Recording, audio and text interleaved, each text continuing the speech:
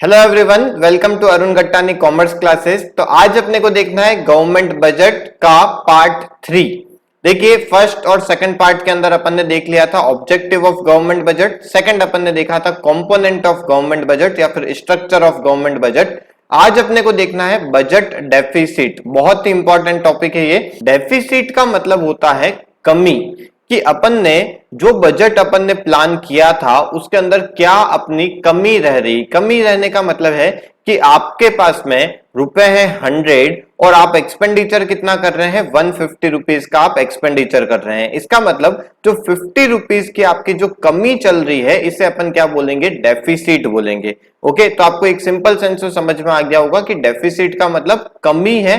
आपने रिसिप्ट आपकी कम हुई है बट आपने एक्सपेंडिचर ज्यादा का कर दिया है। ओके, तो तीन टाइप की गवर्नमेंट डेफिसिट्स होती हैं। एक होती है रेवेन्यू डेफिसिट, सेकंड होती है फिस्कल डेफिसिट और थर्ड होती है प्राइमरी डेफिसिट। ये सारी तीनों की तीनों अपन डेफिसिट को समझेंगे और इनके इंप्लीकेशंस देखेंगे कि गवर्नमेंट को इन तीनों टाइप की डेफिसिट से क्या क्या नुकसान होता है।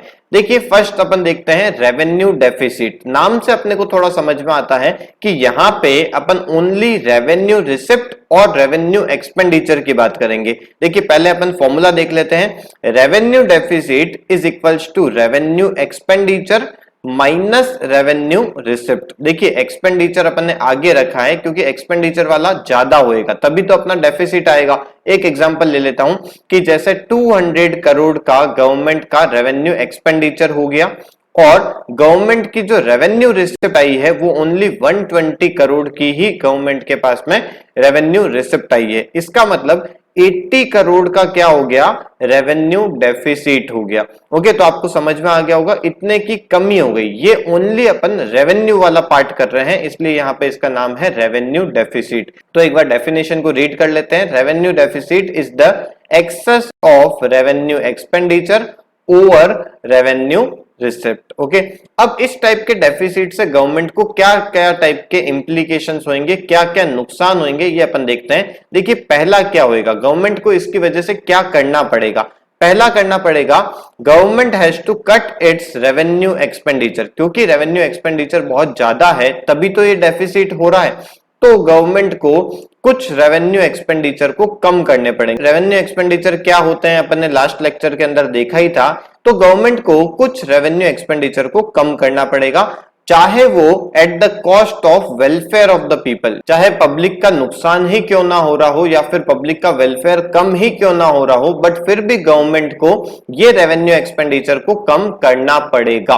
ओके, देखिए इसका एग्जांपल क्या हो सकता है। The government has cut its expenditure on subsidies by restricting the supply of subsidised LPG. देखिए, ये अपने पास में प्रैक्टिकल एग्जांपल है कि पहले गवर्नमेंट क्या करती थी, अपने को एलपीजी देती थी सब्सिडाइज्ड रेट पे, मतलब कम रेट पे देती थी। जो रेट लेती थी कुछ अपने बैंक अकाउंट में वापस से पैसे आ जाते थे, मतलब वो एक टाइप की सब्सिडी गवर्नमेंट देती थी। तो गवर्नमेंट ने क्या किया, क्योंकि ये एक्सपेंडिचर बहुत ज्यादा बढ़ गए तो गवर्नमेंट ने इन सब्सिडी को अपने क्या कर दिया, वापस से कम कर दिया या फिर इसको रोक दिया।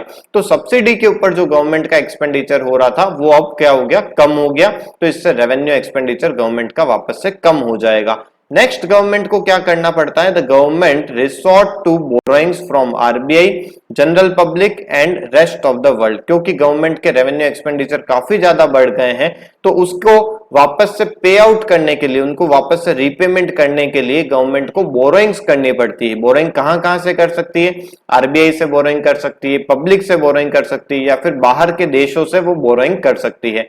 नेक्स्ट आता है the government undertakes this investment of its assets. मतलब क्योंकि अब रेवेन्यू एक्सपेंडिचर ज्यादा बढ़ा हुआ है तो गवर्नमेंट को कुछ अपने असेट्स को बेचना पड़ता है। उन असेट को बेच के जो पैसा मिलता है उससे वो रेवेन्यू एक्सपेंडिचर कुछ बियर कर पाती है। तो इस पैटर्न के इंप्लीकेशंस इस रेवेन्यू डेफिसिट की वजह से हो जाते हैं। नेक्स्ट आता है आपका फिस्कल डेफिसिट। देखिए, ये बहुत ही इंपॉर्टेंट है, एग्जाम में इसमें हर बार एक क्वेश्चन बनता ही है कि what are the implications of fiscal deficit. पहले अपन इसका फॉर्मूला देखते हैं। देखिए, फिस्कल डेफिसिट के अंदर अपन ने अब यहाँ पे सारे एक्सपेंडिचर ले लिए। रेवेन्यू डेफिसिट में अपन ने ओनली रेवेन्यू एक्सपेंडिचर लिए थे, यहाँ पे अपन ने टोटल एक्सपेंडिचर ले लिए, रेवेन्यू एक्सपेंडिचर भी और कैपिटल एक्सपेंडिचर भी। मतलब यहाँ पे दोनों टाइप के एक्सपेंडिचर आ गए, माइनस दोनों टाइप की रिसिप्ट, मतलब total receipt other than borrowings, मतलब यहाँ पे रेवेन्यू रिसिप्ट भी आ गई और कैपिटल रिसिप्ट भी आ गई, अदर देन बोरोइंग मतलब बोरोइंग को यहाँ पे छोड़ दें तो उसके अलावा सारी रिसिप्ट अपन ने यहाँ पे काउंट कर लिए। तो total receipt minus total expenditure, यदि मैं बोलूं, या फिर उल्टा कर लेते हैं अपन इसे कि total expenditure minus total receipt, क्योंकि एक्सपेंडिचर आपके ज्यादा है यहाँ पे, तो total expenditure minus total receipt अपन यदि करेंगे तो आपके पास में क्या आ जाएगा, फिस्कल डेफिसिट आ जाएगा। अब देखिए इस फॉर्मूले से एक चीज अपने को पता पड़ेगी कि यहाँ पे जो फिस्कल डेफिसिट आएगा वो एक्चुअल में गवर्नमेंट की बोरोइंग्स ही आएगी, मतलब गवर्नमेंट जितना बोरो करती है वही पैसा, वही अमाउंट यहाँ पे फिस्कल डेफिसिट का निकलेगा। ओके, आपको ये चीज ध्यान रखनी है, टोटल रिसिप्ट जो होएगी उसके अंदर आपको बोरोइंग्स को नहीं लेना है, और यहाँ पे जो आपका फिस्कल डेफिसिट निकलेगा वो एक्चुअल में गवर्नमेंट की बोरोइंग्स ही होएगी। ओके, तो एक बार अपन इसकी डेफिनेशन को रीड कर लेते हैं। देखिए, fiscal deficit refers to the excess of government expenditure over government receipt. Government receipt के अंदर आपको अदर देन बोरोइंग्स मतलब बोरोइंग्स को नहीं लेना है ड्यूरिंग द ईयर। ओके, ये एक सिंपल सी डेफिनेशन है। अब अपने को इनके इम्प्लीकेशंस पढ़ने हैं। देखिए, इम्प्लीकेशन मैंने पीडीएफ के अंदर, नोट्स के अंदर पूरे डिटेल में एक्सप्लेन किए हैं, मैं यहाँ पे आपको एक्सप्लेन कर देता हूं, बट इनकी जो पूरी समरी है वो आपको वहां से याद करनी है। देखिए, पहला आता है इन्फ्लेशनरी स्पाइरल। ये सारी चीजों को एक आप इंडिविजुअल क्वेश्चन भी एग्जाम में बन सकता है कि what do you mean by inflationary spiral, what do you mean by crowding out, तो ये इंडिविजुअल क्वेश्चन भी बन सकते हैं। तो मैं आपको जो अभी एक्सप्लेन कर रहा हूं, आपको बहुत अच्छे से इनको ढंग से समझना है और आप इनको याद करेंगे नोट से जो मैंने यहाँ पे आपको दे रखे हैं।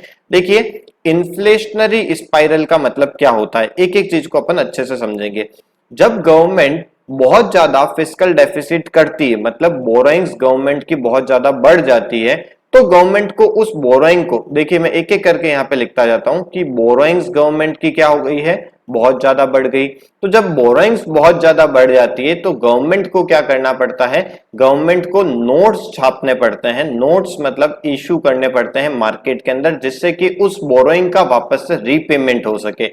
और जब मार्केट में बहुत ज्यादा मनी सप्लाई हो जाता है तो उससे क्या होएगा, मार्केट के अंदर एक इन्फ्लेशन आ जाएगा।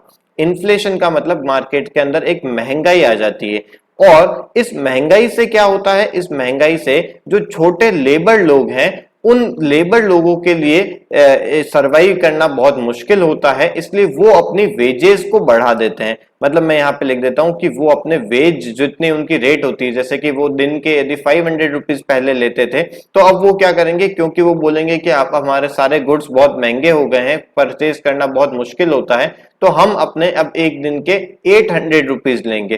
तो वेजेस क्या हो जाएंगे, बहुत ज्यादा बढ़ जाएंगे, लेबर के जो चार्जेस है वो बहुत ज्यादा बढ़ जाएंगे। अब लेबर के चार्जेस बढ़ेंगे तो प्रोडक्शन कॉस्ट क्या हो जाएगी, वो भी इंक्रीज हो जाएगी। कोई भी गुड्स को बनाने की जो कॉस्ट है वो भी बहुत बढ़ जाएगी। जब बनाने की कॉस्ट बढ़ जाएगी तो उनको सेल करने की जो रेट है, सेलिंग प्राइस है, वो भी क्या हो जाएगी, बहुत ज्यादा इंक्रीज हो जाएगी। इससे क्या हुआ, देखिए पहले इन्फ्लेशन था, उससे वेजेस बढ़े, वेजेस से प्रोडक्शन कॉस्ट बढ़ी और वापस से सेलिंग प्राइस बढ़ गई। तो ये देखिए एक टाइप का एक स्पाइरल घूम रहा है। देखिए यहां से यहां तक वापस बार बार ऐसा घूम रहा है। इन्फ्लेशन हुआ, इन्फ्लेशन से वेजेस ने अपने प्राइसेस बढ़ाए, मतलब लेबर लोगों ने प्राइसेस बढ़ाए, प्रोडक्शन कॉस्ट बढ़ी, सेलिंग प्राइस बढ़ी, तो सेलिंग प्राइस से फिर से इन्फ्लेशन, इन्फ्लेशन से, तो ये एक स्पाइरल की टाइप से कंटिन्यूअस चलता जाता है। तो ये एक बहुत बड़ी प्रॉब्लम हो जाती है फिस्कल डेफिसिट की वजह से। सेकंड आता है पॉइंट, इसको मैं रब कर देता हूं। सेकंड पॉइंट आता है mounting debt for future generation. जब गवर्नमेंट बहुत ज्यादा बोरोइंग्स कर लेती है तो अब वो जो अपनी जो फ्यूचर जनरेशन है, या फिर वो बोले कि नेक्स्ट गवर्नमेंट है, उसके लिए एक लेगार्डस इकोनॉमी छोड़ के जाती है, मतलब एक पिछड़ी हुई इकोनॉमी छोड़ के जाती है, जिसको कोई भी नया काम करना है उससे पहले उसको सोचना पड़ेगा कि बोरोइंग्स जो पहले अपन ने गवर्नमेंट ने, पिछली गवर्नमेंट ने जो पैसा बोरो कर रखा है पहले उसका तो रीपेमेंट करें, फिर अपन नया कुछ प्लान कर सकेंगे।